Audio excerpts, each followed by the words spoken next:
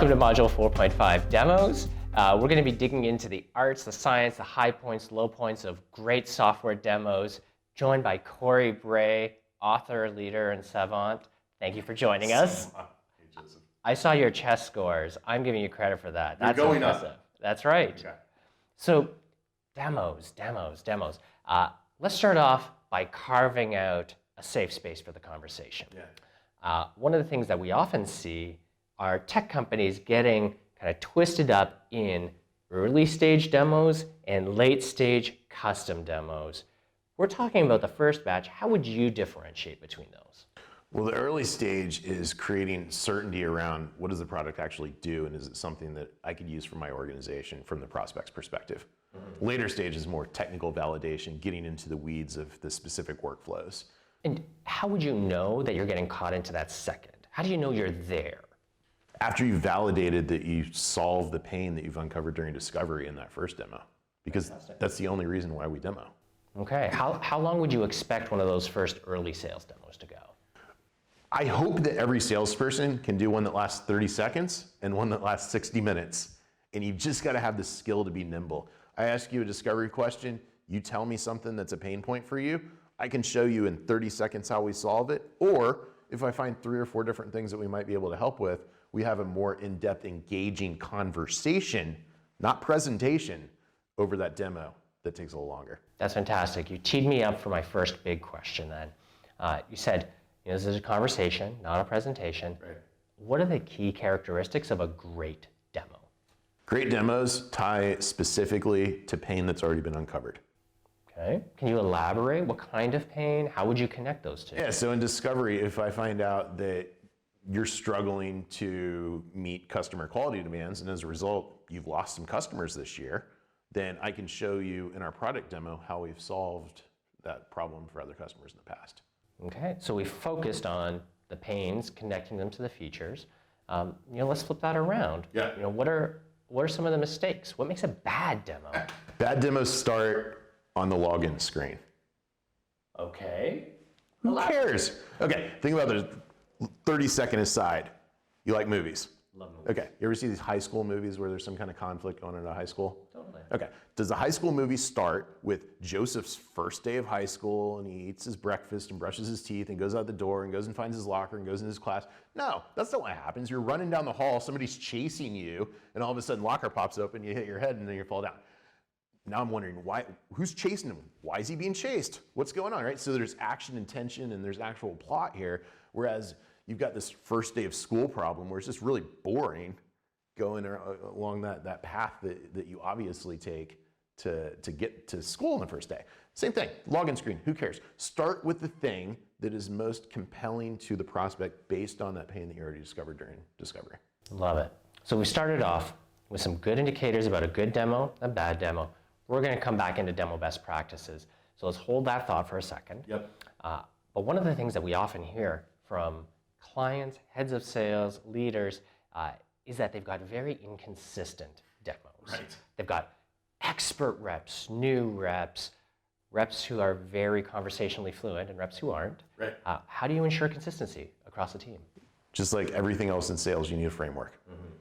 The framework that we use for demos is called SHARE, because we share demos. So do tell, what does the framework mean and what does it stand for? Okay, here's what SHARE stands for. Simple.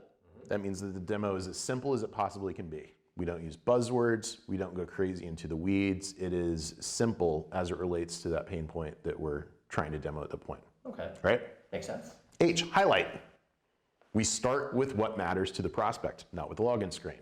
If I'm talking to an executive and we have dashboards in our product, start with the dashboard and have a conversation around how you're solving the pain that you uncovered with this dashboard. If you're talking to other personas and they're going to be spending most of their time in different parts of the product, start there. Mm-hmm. Next, A, acute. When you go to the doctor for a knee injury, how much time do they spend on your shoulder? Oh, they're all focused on what your biggest pain. Focused on your knee. So why on earth do salespeople feel the need to show everything that they do when all they've really uncovered is a problem with the knee? Make it acute. And if you think that they might have a shoulder problem, ask some questions first before you start showing off the shoulder cure that you have. Mm-hmm. R stands for relevant. Mm-hmm. how has this product solved similar problems for other folks like your prospect? Same industry, same use case, same persona. And then finally, engaging. It's conversation. It's not a presentation. Back and forth, ask questions, continue to uncover pain, validate the pain as new stakeholders come into the conversation. Figure out what they care about and what this is solving for them. Don't stand up on stage and just show them how cool your company is. I love how you spoke about conversational fluency, the value of customer references, customer stories. We emphasize those a lot. You mentioned something very fast that I'd like to unbox a little bit. You spoke about making sure things were relevant, you were choosing only the highlights. That sounds like a difficult thing. As a rep, how do you choose and exercise judgment on which areas of your product to focus on? I guess to put it another way, we've heard leaders say and complain that their reps' demos feel like feature parades. Yeah. How does a rep avoid that? Or harbor cruises. That's it, exactly. Well, you've got to understand going into the demo what matters. Ideally, you've got a matrix spreadsheet. I love spreadsheets. Some people don't like spreadsheets. They're really good for visualizing massive amounts of data in one screen, though. So I would give them a try.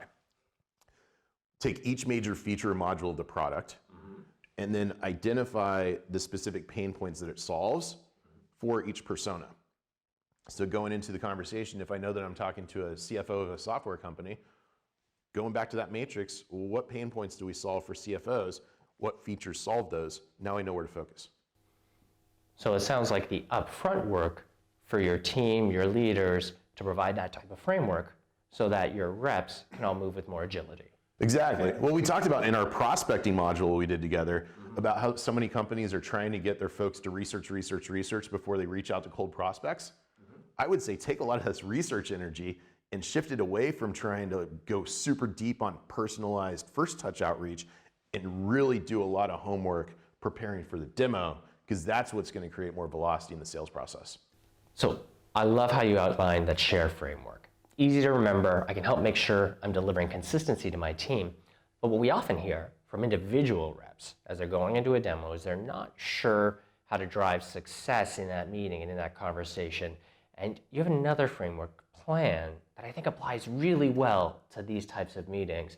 Could you share a bit more about how you would apply that to demos? Yeah, every meeting that you have with a prospect should start with a plan and end with a velocity plan.